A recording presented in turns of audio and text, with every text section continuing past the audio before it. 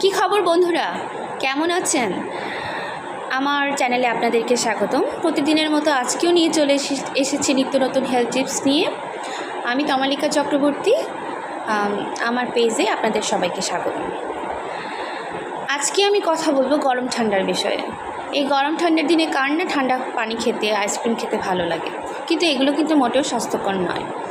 আমাদেরকে মনে রাখতে হবে, চরম গরম থেকে এসে হুট করে ঠান্ডা পানি বা বরফ জাতীয় কোনো খাবার যেমন আইসক্রিম মোটেও খাওয়া যাবে না।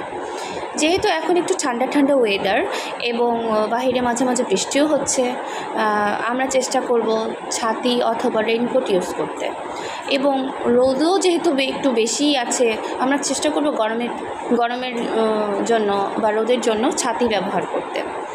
চেষ্টা করব ভিজা জামায় যেন বেশিক্ষণ না থাকি, জামাটা যতটুকু পারবো শুকিয়ে নেব এবং এসে নর্মাল পানি খাওয়ার চেষ্টা করব।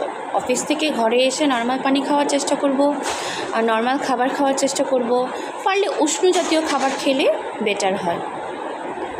চেষ্টা করতে হবে যতটুকু ঠান্ডা এড়িয়ে যাওয়া যায়, কারণ এই সময়ে ঠান্ডার উপদ্রব কিন্তু বেড়ে যায়। বাচ্চাদেরকে চেষ্টা করতে হবে যতটুকু সম্ভব উষ্ণ রাখার। এরা যেহেতু ছোটোছুটি এবং খেলাধুলা করতে পছন্দ করে, সেহেতু তারা ঘামেও বেশি। সুতরাং আমাদেরকে চেষ্টা করতে হবে বাচ্চা কাচ্চা যেন একটু বেশি না ঘামে, পাউডার ইউজ করতে বা ঘামটা বারে বারে মুছিয়ে দিতে। ছোটো বাচ্চাদের ক্ষেত্রে তরল জাতীয় খাবার বেশি করে খাওয়াবেন। বড়রাও সেম কাহিনী, বড়রাও একটু তরল জাতীয় খাবার বেশি খাবেন যেহেতু সোয়েটিংটা বেশি হচ্ছে, এবং চেষ্টা করতে হবে ফল ফ্রুটসটা বেশি করে খাওয়ার।